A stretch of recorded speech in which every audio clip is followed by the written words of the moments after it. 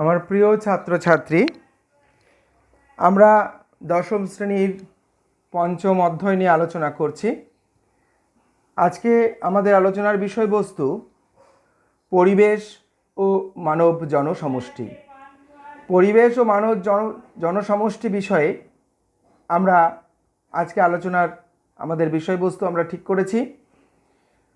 তো আজকের আলোচনায় আমাদের প্রথমেই যে আলোচনাটা আমাদের করে নিতে হবে যে পপুলেশন বা জনসমষ্টি বলতে আমরা কি বুঝি।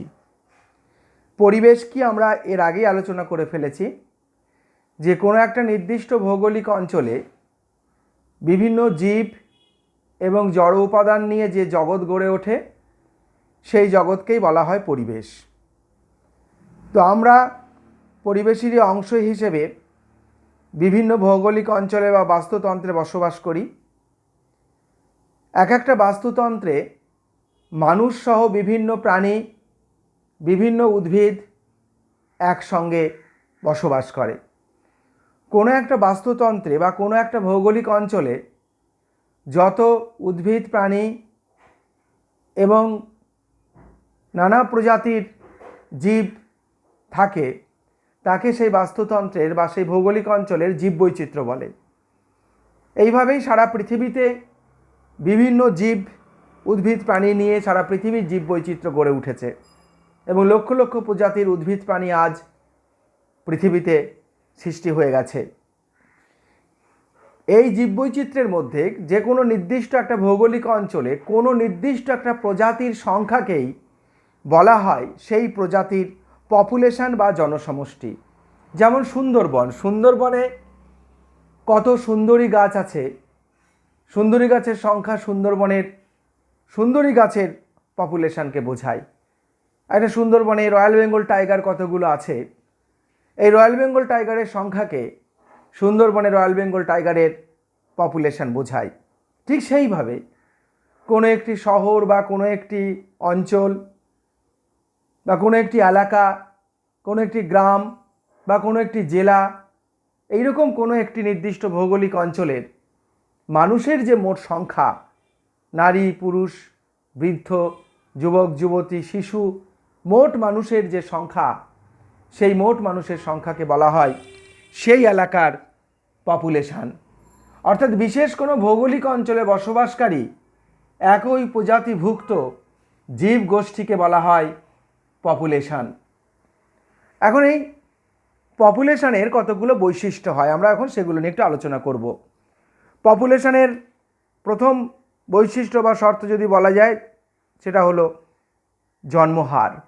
কোনো একটা পপুলেশনের জন্মহার বলতে বোঝায় নির্দিষ্ট সময়ে ওই পপুলেশনে বা ওই এলাকায়, ওই ভৌগোলিক অঞ্চলে যত সংখ্যক সন্তান সন্ততি জন্মলাভ করে সেই সংখ্যাকে বলা হয় ওই পপুলেশনের, ওই এলাকার, ওই ভৌগোলিক অঞ্চলের জন্মহার বা ন্যাটালিটি।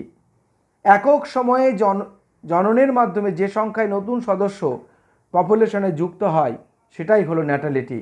এই ন্যাটালিটিকে সূচিত করা হয় এন অক্ষর দিয়ে এবং সেটাকে নির্ণয় করা হয় ND/T। এখানে ND মানে হচ্ছে মোট নতুন সদস্য যারা জন্মলাভ করেছে, আর টি মানে হচ্ছে টাইম। ফলে নতুন সদস্য যারা জন্মলাভ করেছে তাকে টি দিয়ে ভাগ করলে আমরা পাবো জন্মহার। একটা পপুলেশনের জন্মহার যেমন একটা গুরুত্বপূর্ণ বৈশিষ্ট্য, তেমন পপুলেশনের মৃত্যুহার আর একটা গুরুত্বপূর্ণ বৈশিষ্ট্য।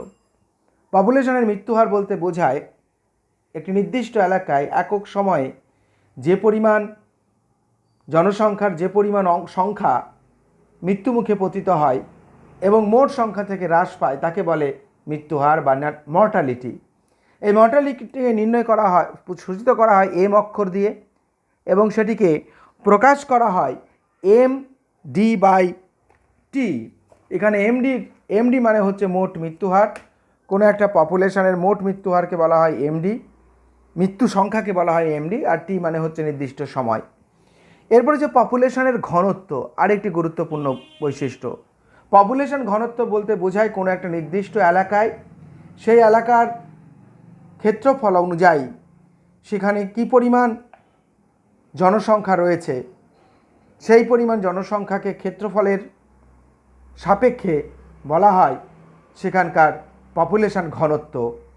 কোনো একটা নির্দিষ্ট বনাঞ্চলে প্রতি বর্গ মিটারে কতগুলো হরিণ আছে বা বাঘ আছে, সেটা হলো সেই হরিণ বা বাঘের পপুলেশন ঘনত্ব। ঠিক একই রকমভাবে কোনো একটি এলাকায় প্রতি বর্গ কিলোমিটারে কত মানুষ বাস করছে, সেটা হলো মানুষের পপুলেশনের ঘনত্ব।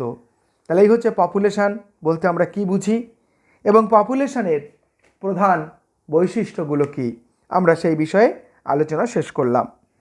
এবারে আমরা এই যে পপুলেশন পৃথিবীতে বাড়ছে, ক্রমান্বয়ে পৃথিবীর পপুলেশনের সংখ্যা বৃদ্ধি পেয়ে যাচ্ছে এবং এই পপুলেশনের সংখ্যা পৃথিবীতে বৃদ্ধি পেতে পেতে এমন একটা জায়গায় পৌঁছে যাচ্ছে, পৃথিবীর জনসংখ্যা এমন একটা জায়গায় পৌঁছে যাচ্ছে যে পৃথিবী তার মোট জনসংখ্যাকে ধারণ করতে পারছে না। ইতিমধ্যে পৃথিবীতে 700 কোটি বেশি মানুষের সৃষ্টি হয়েছে এবং পৃথিবীতে সর্বশেষ 100 কোটি মানুষ সৃষ্টি হয়ে পড়েছে মাত্র 11 বছরে। পৃথিবীতে এইভাবে জনসংখ্যা বৃদ্ধি পেতে থাকলে একটা সময় পৃথিবীর মোট ধারণ ক্ষমতা নষ্ট হবে। ইতিমধ্যেই পৃথিবীর মোট প্রাকৃতিক সম্পদ অনুযায়ী পৃথিবীতে জনসংখ্যা একটি বিপদসীমায় পৌঁছে গেছে, আর তার ফলে ক্রমবর্ধমান জনসংখ্যা পৃথিবীতে ভয়ঙ্কর পরিবেশের সৃষ্টি করছে, যা মানুষসহ সমস্ত জীবের পক্ষেই বেঁচে থাকা কঠিন হয়ে পড়ছে। এখন পৃথিবীতে এই ক্রমবর্ধমান জনসংখ্যার যে সমস্যাগুলো ক্রমান্বয়ে বাড়ছে, সেগুলো নিয়ে আমরা একে একে আলোচনা করব। প্রথম পয়েন্ট হিসেবে আমরা আলোচনা করব প্রাকৃতিক সম্পদের অতি ব্যবহার ও হ্রাস। এখন প্রাকৃতিক সম্পদ বলতে কি বোঝায়? এই পৃথিবীর জল, এই পৃথিবীর বায়ু, উদ্ভিদ, প্রাণী, বিভিন্ন খাদ্যদ্রব্য, এগুলো হচ্ছে পৃথিবীর প্রাকৃতিক সম্পদ। এখন পৃথিবীর এই বাতাস, জল, খনিজ পদার্থ, অরণ্য, নানা ধরনের খাদ্যদ্রব্য, এ তো অফুরন্ত নয়, এর একটা নির্দিষ্ট সীমা আছে। ফলে মানব জনসংখ্যা বৃদ্ধির জন্য বর্তমানে এই প্রাকৃতিক সম্পদে সংকট দেখা দিয়েছে। অতি ব্যবহারের ফলে পৃথিবীতে ব্যক্তিপিছু প্রাকৃতিক সম্পদের মাত্রা প্রতিদিন হ্রাস পাচ্ছে। 2014 সালের একটি হিসাব অনুযায়ী পৃথিবীতে মাত্র 188.8 মিলিয়ন টন খনিজ তেল অবশিষ্ট ছিল, যা পরবর্তী 46.2 বছর বাদে শেষ হয়ে যাবে বলে পরিবেশবিদরা হিসাব করে দেখেছেন। অর্থাৎ সেই হিসাবে যদি আমরা যাই 2050-60 সাল নাগাদ পৃথিবীর সমস্ত খনিজ তেল এমনকি কয়লা শেষ হয়ে যাবে। পৃথিবীর খনিজ তেল, কয়লা যেভাবে আমাদের শক্তির চাহিদা পূরণ করে এবং মানব সভ্যতার অগ্রগতিতে গুরুত্বপূর্ণ ভূমিকা নেয়, তাতে যদি এই সম্পদ পৃথিবীতে শেষ হয়ে যায় তাহলে কিন্তু আমাদের সভ্যতা থেমে যাবে, সভ্যতার গতি থেমে যাবে। ফলে ভয়ঙ্কর আমরা বিপদের সম্মুখীন হব। ফলে পৃথিবীতে বর্তমানের এই যে প্রাকৃতিক সম্পদ, যা ক্রমান্বয়ে জনসংখ্যা বৃদ্ধির জন্য হ্রাস পেয়ে চলেছে, তা আমাদের কাছে একটি বড় বিপদের সংকেত রূপে দেখা দিচ্ছে। ফলে প্রাকৃতিক সম্পদের ব্যবহারও যেমন বাড়ছে জনসংখ্যা বৃদ্ধির জন্য, সেই সঙ্গে সঙ্গে প্রাকৃতিক সম্পদ দ্রুত পৃথিবী থেকে কমে যাচ্ছে, যা আগামী দিনে পৃথিবীতে বড় সংকটের সৃষ্টি করবে। জনসংখ্যা বৃদ্ধির জন্য দ্বিতীয় যে গুরুত্বপূর্ণ সমস্যা দেখা দিচ্ছে, অরণ্য ধ্বংস হচ্ছে, বাস্তুতন্ত্রের ভারসাম্য নষ্ট হচ্ছে। অরণ্য ধ্বংস হচ্ছে কিভাবে? মানুষের সংখ্যা বাড়ার জন্য, পপুলেশন বাড়ার জন্য নতুন নতুন বসতি গড়ে উঠছে। বিভিন্ন এলাকার অরণ্য ধ্বংস করে সেখানে মানুষ তার বাসযোগ্য ঘরবাড়ি তৈরি করে ফেলছে। অরণ্য ধ্বংস করে সেখানে মানুষ কৃষিকাজ শুরু করে দিচ্ছে। অরণ্য ধ্বংস করে সেখানে মানুষ শিল্প কারখানা গড়ছে, শহর করছে, শহর তৈরি করছে, বড় বড় রাস্তা তৈরি করছে, যার ফলে ভয়ঙ্করভাবে অরণ্যের পরিমাণ পৃথিবীতে কমে যাচ্ছে। আর আমরা জানি পৃথিবীতে অরণ্য কমে গেলে পৃথিবীর বাস্তুতন্ত্রের ভয়ঙ্কর সমস্যার সৃষ্টি হবে। পৃথিবী উষ্ণ হয়ে যাবে, বায়ুমণ্ডল দূষিত হয়ে পড়বে, অরণ্যে যে সমস্ত নানা ধরনের জীব বসবাস করে তারা বাসস্থান হারিয়ে পৃথিবী থেকে অবলুপ্ত হয়ে যাবে, ফলে পৃথিবীর জীববৈচিত্র্য ধ্বংস হয়ে যাবে। পৃথিবীর বিভিন্ন অরণ্যের বিভিন্ন বনজ সম্পদ যেমন কাঠ, মধু ইত্যাদি উৎপাদন কমে যাবে, যার ফলস্বরূপ এক ভয়ঙ্কর সমস্যার সৃষ্টি হবে। সারা বিশ্বে প্রতি বছর প্রায় 130 মিলিয়ন নতুন মানুষের সন্তান ভূমিষ্ঠ হয় এবং 3 থেকে 6 বিলিয়ন বৃক্ষ কাটা পড়ে। এই দুটো ঘটনাই ক্রমবর্ধমান। একদিকে বাড়ছে মানুষের সংখ্যা, অন্যদিকে কমছে বৃক্ষের সংখ্যা, যা আমাদের বাস্তুতন্ত্রের উদ্ভিদ প্রাণী রেশিওকে বিঘ্নিত করে দিয়ে ভয়ঙ্করভাবে পরিবেশের বাস্তুতন্ত্রের যে ভারসাম্য, উদ্ভিদ প্রাণীর যে ভারসাম্য, পরিবেশের বায়ু, মাটি, জলের যে বিভিন্ন উপাদানের যে ভারসাম্য, তা ভয়ঙ্করভাবে নষ্ট হয়ে যাচ্ছে। সেই সঙ্গে সঙ্গে মানুষের সংখ্যা বাড়ার সঙ্গে সঙ্গে নতুন গৃহবাড়ি নির্মাণ, কলকারখানা তৈরি, রাস্তাঘাট তৈরি ইত্যাদি করতে গিয়ে কৃষি জমিও হ্রাস হয়ে যাচ্ছে। এখন যদিও বা বিজ্ঞানের ধারায় অধিক উন্নত মানের ভ্যারাইটি তৈরি করে আমরা কৃষি জমিতে উৎপাদনের পরিমাণ বাড়াতে পেরেছি ঠিকই, কিন্তু জমির পরিমাণ যদি কমতে থাকে এবং সেটা যদি একটি চরম সীমায় পৌঁছে যায়, তাহলে আমরা উন্নত মানের ফসল, হাইব্রিড ফসল যার উৎপাদন বেশি, তা আমরা চাষ করব কোথায়? ফলে জমি কমে গেলে খাদ্যের উৎপাদনে ব্যাঘাত ঘটবে। কিন্তু জনবসতি বৃদ্ধির জন্য, নতুন শহর গড়ে ওঠার জন্য, নতুন গ্রাম গড়ে ওঠার জন্য, নতুন কলকারখানা, রাস্তাঘাট বেশি পরিমাণে গড়ে ওঠার জন্য কৃষি জমির ভয়ঙ্করভাবে হ্রাস হচ্ছে। আর যার ফলেই পরিবেশ বিজ্ঞানীরা বলছেন আগামী পৃথিবীতে খাদ্য সংকট দেখা দিতে পারে। এই ক্রমবর্ধমান জনসংখ্যার বৃদ্ধির জন্য মিষ্টি জল, পৃথিবীর সাধু জল বা মিষ্টি জলেরও ভীষণভাবে অভাব ঘটে যাচ্ছে। পৃথিবীর মোট জলের 1%-এরও কম জল আমরা ব্যবহার করতে পারি। পৃথিবীতে মোট যে জল রয়েছে, সেই জলের প্রায় 97% জল সমুদ্রে বরফের জল। আমরা যদি পৃথিবীর মোট জলকে একটা রাউন্ড গ্রাফের মধ্যে আমরা যদি সেট করি, তাহলে মোটামুটি পৃথিবীর মোট জলের 97% সমুদ্রের জল, 97% সমুদ্রের জল। আর পৃথিবীর মোট জলের প্রায় 2 থেকে 2.31 জল 2 মেরুতে বরফ হয়ে আছে। এই হচ্ছে 97% জল। এই রাউন্ডটা যদি আমাদের পৃথিবীর মোট জল হয়, তার এই 97% জল সমুদ্রের জল। আর তার 2 থেকে 2-এর বেশি, 2%-এর কাছাকাছি আমরা ধরে নিতে পারি, কিন্তু এই পরিমাণটা 2 থেকে 2.31% ধরা যেতে পারে। আর এই পরিমাণটা 1 থেকে কমের দিকে 6.69%। এই মাত্র এই জলটা আমরা ব্যবহার করতে পারি। এই জলটুকু আমাদের পৃথিবীর মোট জলের ব্যবহারযোগ্য জল। বাকি মোট জলের এই যে জল 97% জল, এই জল তো লাল সংকেতযুক্ত জল, আমরা ব্যবহার করতে পারি না। এই জলে বিভিন্ন দূষক পদার্থ এত বেশি মিশে আছে, পান করা তো দূরের কথা, এই জলে স্নান করা যাবে না, এই জলে জামা কাপড় পরিষ্কার করা যাবে না, এই জলকে কৃষিকাজে ব্যবহার করা যাবে না, এই জলকে শিল্পক্ষেত্রে ব্যবহার করা যাবে না। অর্থাৎ এই 97% সমুদ্রের জল কোনো কাজেই ব্যবহার করা যাবে না।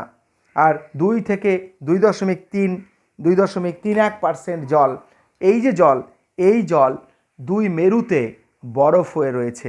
2 মেরুতে বরফ হয়ে থাকার জন্য এই জল কিন্তু আমরা ব্যবহার করতে পারি না। এই জল আমাদের নাগালের বাইরে রয়েছে, মেরুতে বরফ হয়ে রয়েছে, হিমবাহ রূপে পাহাড়ের উপরে জমে রয়েছে। ফলে পৃথিবীতে অনেক জল থাকলেও আমরা মোটামুটি 1% বা তারও কম জল আমাদের ব্যবহারযোগ্য মিষ্টি জল হিসেবে আমরা পাই। যে জল হলো বৃষ্টির জল, মাটির নিচে ভূগর্ভস্থ জল, নদী, পুকুর, বিল, খালের জল। এই জলকে আমরা ব্যবহার করি, কিন্তু সেই জলও বর্তমান সময় নানাভাবে দূষিত হচ্ছে। এর আগের ক্লাসে আমরা জলদূষণ পড়েছি, সেখানে আমরা দেখেছি বিভিন্ন কৃষিক্ষেত্রের বিভিন্ন কীটনাশক, অতিরিক্ত সার, বিষ জলে মিশে জল দূষিত করছে, শিল্প কারখানার বর্জ্য জলে মিশে জল দূষিত করছে, শহর এলাকার বিভিন্ন পয়ঃপ্রণালী, নালী নর্দমার জল, এগুলি মিষ্টি জলের সঙ্গে মিশে গিয়ে জলকে দূষিত করছে। ফলে ভয়ঙ্করভাবে জল দূষণ কিন্তু ঘটছে এবং তার ফলে আমাদের এই 1% জল, সেটার পরিমাণও কিন্তু পৃথিবীতে কমে যাচ্ছে। আর সবটাই সম্ভব হচ্ছে কিন্তু ক্রমবর্ধমান জনসংখ্যার বৃদ্ধির জন্য। যত মানুষ বাড়ছে, মানুষের ক্রিয়াকলাপের ভুল কাজের জন্য তত বেশি জল দূষণ বেড়ে যাচ্ছে। ফলে এই মাত্র 6.69% থেকে 1% পরিমাণ জল, যা আমরা মিষ্টি জল হিসেবে ব্যবহার করি, তাও দূষিত হয়ে গিয়ে আমাদের ব্যবহারের অযোগ্য হয়ে যাচ্ছে। ফলে পরিবেশ বিজ্ঞানীরা বলছেন খুব তাড়াতাড়ি পৃথিবীতে এমন অবস্থার সৃষ্টি হবে যে বেশিরভাগ মানুষ প্রয়োজনীয় পানীয় জল বা ব্যবহার্য জল তারা পাবে না, এবং জলকে আমরা আমাদের উঁচু দামে আমাদের ক্রয় করতে হবে। যেখানে পৃথিবীর বহু মানুষ তার খাদ্যরই যোগান দিতে পারে না, সেখানে যদি তাকে সব জল ক্রয় করে, মূল্য দিয়ে ক্রয় করে কিনে ব্যবহার করতে হয়, তাহলে কি করে আর্থিক সমস্যার সমাধান হবে? ফলে পৃথিবীর সামনে কিন্তু এক বড় বিপদ ঘনিয়ে আসছে। এমনকি এমনও কিছু কিছু এলাকার সৃষ্টি হবে যেখানে মাটির নিচে কোনো জল থাকবে না, ফলে সেখানে জল পাওয়াই যাবে না। পয়সা দিয়েও, টাকা পয়সা দিয়েও সেখানে জল পাওয়া যাবে না। আমরা গত বছরই দেখেছি চেন্নাই শহরে ট্রেনে করে, বাসে করে 10 কিলোমিটার 15 কিলোমিটার দূর থেকে মানুষকে জল বহন করে নিয়ে আসতে হচ্ছে। ফলে এটা কিন্তু পৃথিবীর সামনে একটি বড় রকমের বিপদের সংকেত দেখা দিচ্ছে। এই ক্রমবর্ধমান জনসংখ্যার বৃদ্ধির জন্য পরিবেশ দূষণ ঘটছে। অলরেডি আমরা মাটি দূষণ, জল দূষণ, বায়ু দূষণ ইত্যাদি নিয়ে আলোচনা করেছি। এই পরিবেশ দূষণও কিন্তু মানুষের সংখ্যা বৃদ্ধির জন্য ঘটে যাচ্ছে। একদিকে বাতাস দূষিত হচ্ছে, অরণ্য ধ্বংস হচ্ছে, বাতাসে কার্বন ডাইঅক্সাইড বেড়ে যাচ্ছে, বাতাসে সালফার ডাইঅক্সাইড, নাইট্রোজেন ডাইঅক্সাইড, বিভিন্ন ধরনের সিএফসি জাতীয় গ্যাস, দূষক গ্যাস বাতাসে মিশে বাতাসকে দূষিত করছে। গ্রিনহাউস গ্যাসের পরিমাণ বাড়ছে, পৃথিবী উষ্ণ হচ্ছে। ভয়ঙ্করভাবে পরিবেশ দূষণের ফলে পৃথিবী যেমন উষ্ণ হচ্ছে, তেমনি মানুষ সহ বিভিন্ন জীব নানা রকম রোগ ব্যাধিতে আক্রান্ত হচ্ছে। জল দূষণের পরিণামও যে ভয়ঙ্কর, তা আমরা আগের ক্লাসেই আলোচনা করেছি। সেই সঙ্গে মৃত্তিকা দূষণ হচ্ছে, প্লাস্টিক দূষণ হচ্ছে, শব্দ দূষণ হচ্ছে। চারিদিক থেকে আমাদের পৃথিবীর পরিবেশ বিষাক্ত হয়ে যাচ্ছে এই জনসংখ্যার বৃদ্ধির সঙ্গে সঙ্গে। পৃথিবীতে গ্রিনহাউস গ্যাস বৃদ্ধি পাচ্ছে জনসংখ্যা বৃদ্ধির জন্য। মানুষ বেশি সংখ্যায় তার পপুলেশন হওয়ার জন্য একদিকে শহর নগর গড়তে গিয়ে, রাস্তা গড়তে গিয়ে, জনবসতি গড়তে গিয়ে যেমন অরণ্য ধ্বংস করে গাছ কেটে ফেলছে, তেমনি তার শিল্প কারখানার উৎপাদন বৃদ্ধি পাচ্ছে, তার গাড়ির ব্যবহার বৃদ্ধি পাচ্ছে, যার ফলে একদিকে উদ্ভিদ কমে যাওয়ার জন্য কার্বন ডাইঅক্সাইড বাড়ছে, আবার কলকারখানা গাড়ি বেশি হওয়ার জন্য বাতাসে কার্বন ডাইঅক্সাইড বেড়ে যাচ্ছে। উদ্ভিদ কমলে আমরা জানি কার্বন ডাইঅক্সাইড বাড়বে, কারণ উদ্ভিদ কার্বন ডাইঅক্সাইড টেনে নিয়েই খাদ্য তৈরি করে। আবার কলকারখানা ধোঁয়া, গাড়ির ধোঁয়া, তার থেকেও কার্বন ডাইঅক্সাইড বাতাসে বেড়ে যাচ্ছে। ফলে দুই দিক থেকে বাতাসে কার্বন ডাইঅক্সাইড বেড়ে যাচ্ছে, অক্সিজেন কমে যাচ্ছে। আর এই গ্রিনহাউস গ্যাস কার্বন ডাইঅক্সাইড বেড়ে যাওয়ার জন্যই মূলত পৃথিবীর চারিদিকে গ্রিনহাউস গ্যাসের বেল্ট যাচ্ছে মোটা হয়ে। ফলে সূর্য থেকে আসা অতি সূক্ষ্ম তরঙ্গ দৈর্ঘ্যের, ছোট তরঙ্গ দৈর্ঘ্যের আলোককণা পৃথিবীতে প্রবেশ করে পৃথিবীর ভূপৃষ্ঠে প্রতিফলিত হয়ে যখন সেগুলি মহাশূন্যে ফিরে যেতে চাইছে, তখন গ্রিনহাউস গ্যাস বেল্ট সেই আলোককে ফিরে যেতে দিচ্ছে না। কারণ প্রতিফলনের পরে আলোকের তরঙ্গ দৈর্ঘ্যের বৃদ্ধির জন্য তার ভেদন ক্ষমতা হ্রাস পায়। ফলে আলো এবং তাপ পৃথিবীতে আটকা পড়ে পৃথিবী উষ্ণ হচ্ছে। গ্রিনহাউস গ্যাস অধিক পরিমাণে তাপ শোষণ করে পৃথিবীকে অধিক উষ্ণ করে দিচ্ছে। ফলে পৃথিবী অধিক উষ্ণ হয়ে পড়ছে। পৃথিবী যত উষ্ণ হবে, জীবগোষ্ঠীর তত বেশি রোগ ব্যাধি হবে। কারণ আমরা কোনো জীবই, আমাদের সজীব কোষ অধিক উষ্ণতা আমরা সহ্য করতে পারি না। আমাদের বিপাকীয় কাজের ক্ষেত্রে সমস্যা দেখা দেয়। সেই সঙ্গে সঙ্গে মেরুর বরফ গলছে, পাহাড়ের উপরের হিমবাহ বরফ গলছে। তার ফলে কি হচ্ছে? পৃথিবীর সমুদ্র জলতলের উচ্চতা বেড়ে যাচ্ছে, নিচু ভূভাগ জলের নিচে চলে যাচ্ছে।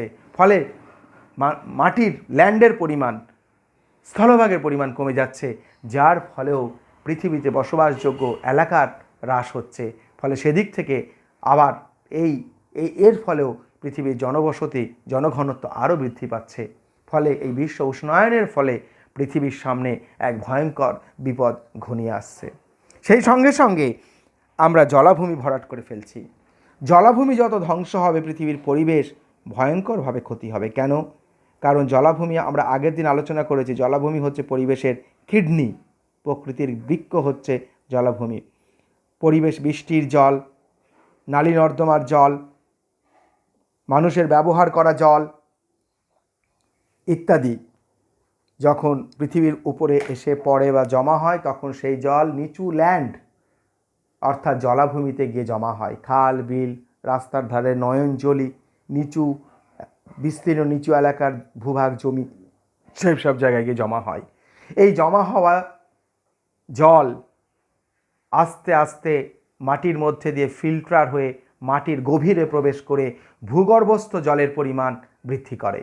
এই যে আমরা বর্ষাকালে বিভিন্ন জলাশয়, নয়নজলি, রাস্তার ধারের খাত, নিচু ল্যান্ড, নিচু এলাকার জমি জলে ডুবে থাকতে দেখি, এটা কিন্তু খুবই গুরুত্বপূর্ণ পৃথিবীর জলচক্রের জন্য।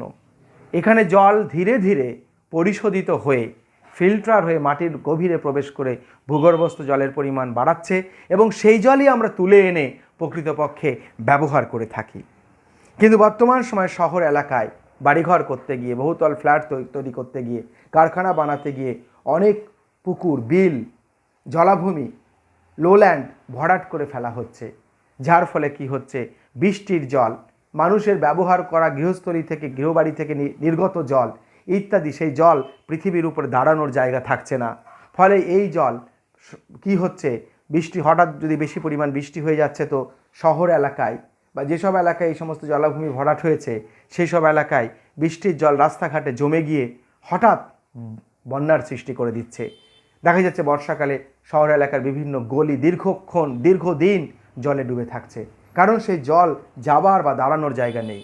শহর এলাকার সবটাকে কংক্রিট করে দেওয়া হচ্ছে, রাস্তাঘাট, বাড়ির চারপাশ কংক্রিট করে দেওয়া হচ্ছে।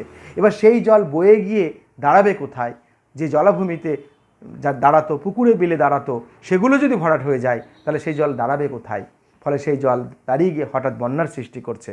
ফলে একদিকে এইভাবে যেমন জলাভূমি ভরাট হওয়া এলাকাতে হঠাৎ বন্যার সৃষ্টি হচ্ছে, ঠিক আবার অন্যদিকে এই জল মাটির গভীরে প্রবেশ করতে পারছে না। এই জল ধীরে ধীরে বয়ে বয়ে নদীতে মিশছে, নদী হয়ে সমুদ্রে চলে যাচ্ছে, মাটির গভীরে প্রবেশ করতে পারছে না। ফলে মাটির নিচের ভূগর্ভস্থ জলের ভাণ্ডার পূরণ হচ্ছে না। ফলে দীর্ঘদিন এইভাবে চলতে থাকলে মাটির নিচ থেকে জল তুলতে তুলতে একসময় মাটির নিচে আর জল থাকবে না। মাটির নিচের ভূগর্ভস্থ জল রিফিল হতে পারছে না বৃষ্টির জল দ্বারা। ফলে মাটির নিচে ভূগর্ভস্থ জল থাকবে না।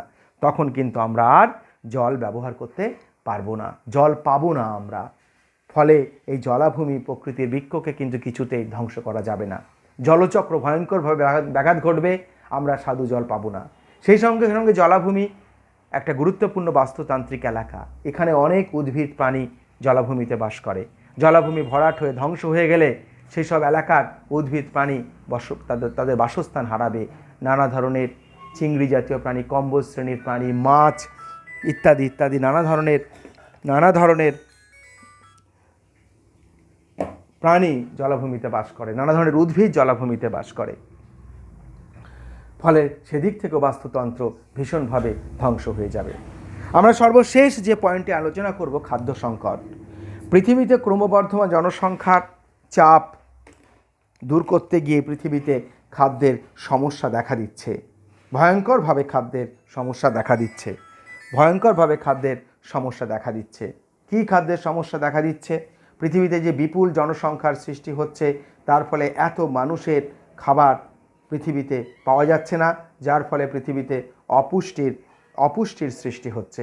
উন্নয়নশীল দেশগুলিতে অপুষ্টি দেখা দিচ্ছে এবং সেখানে প্রায় 20 মিলিয়ন মানুষ অপুষ্টিতে ভুগছে বর্তমান সময়েই। বর্তমানে পৃথিবীতে প্রতি 3.6 সেকেন্ডে একজন ব্যক্তির খাদ্যের অভাবে মৃত্যু ঘটছে। ভাবা যায় এ কথা? একবিংশ শতাব্দীতে এসে পৃথিবীতে এখনই 700 কোটির উপরে জনসংখ্যা। বিজ্ঞানীরা হিসাব করে দেখেছেন, শেষ 100 কোটি জনসংখ্যা আসতে পৃথিবীর সময় নিয়েছে 11 বছর। অর্থাৎ অতি দ্রুত পৃথিবীর জনসংখ্যা বৃদ্ধি পাচ্ছে। বিজ্ঞানীরা বলছেন আরও 200 কোটি মানুষ বেড়ে যদি পৃথিবীর জনসংখ্যা 900 কোটিতে পৌঁছায়, সেটা হবে এক্সট্রিম পয়েন্ট। পৃথিবীর মোট যে প্রাকৃতিক খাদ্য, সেই খাদ্যকে যদি সমান বন্টন করে দেওয়া যায়, ম্যাক্সিমাম 900 কোটি মানুষের পেট ভরতে পারে। কিন্তু সমান বন্টন তো হবে না। ধনী দেশ, ধনী মানুষ, তারা তো খাদ্যের ভাণ্ডার গড়ে তুলবে। গরিব দেশ, গরিব মানুষ খাবার পাবে না।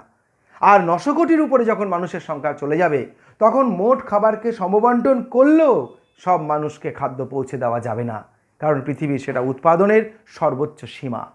কিন্তু যদি প্রতি 11 বছর 12 বছরে জনসংখ্যা 100 কোটি করে বৃদ্ধি পায়, তাহলে বিজ্ঞানীরা আশঙ্কা করছেন 2050 সাল আসতে না আসতেই পৃথিবীর জনসংখ্যা 900 কোটির উপরে চলে যাবে, অর্থাৎ এক্সট্রিম পয়েন্ট পার করবে এবং ভয়ঙ্করভাবে খাদ্য সমস্যা দেখা দেবে সারা পৃথিবীতে।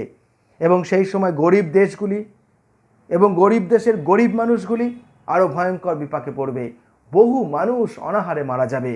ভয়ঙ্করভাবে খাদ্যের ফলে ভয়ঙ্করভাবে পৃথিবীতে দুর্ভিক্ষের সৃষ্টি হবে।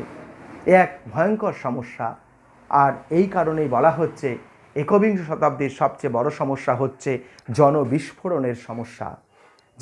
যে সমস্যার একেবারে সম্মুখে আমরা দাঁড়িয়ে রয়েছি।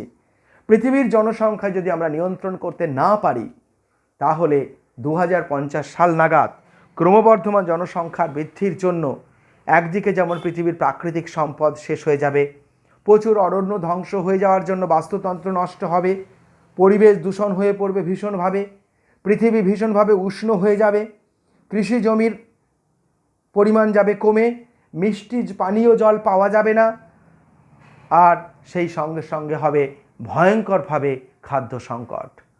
ফলে মানুষ সহ বিভিন্ন জীবের পৃথিবীতে বেঁচে থাকাটাই হয়ে পড়বে কঠিন। ফলে এখন থেকেই কিন্তু আমাদের রাষ্ট্রগুলিকে এই দায়িত্ব পালন করতে হবে, না হলে কিন্তু আমরা এক ভয়ঙ্কর বিপদের মুখে দাঁড়িয়ে রয়েছি। যারা আজকের ক্লাস আমাদের এই পর্যন্তই।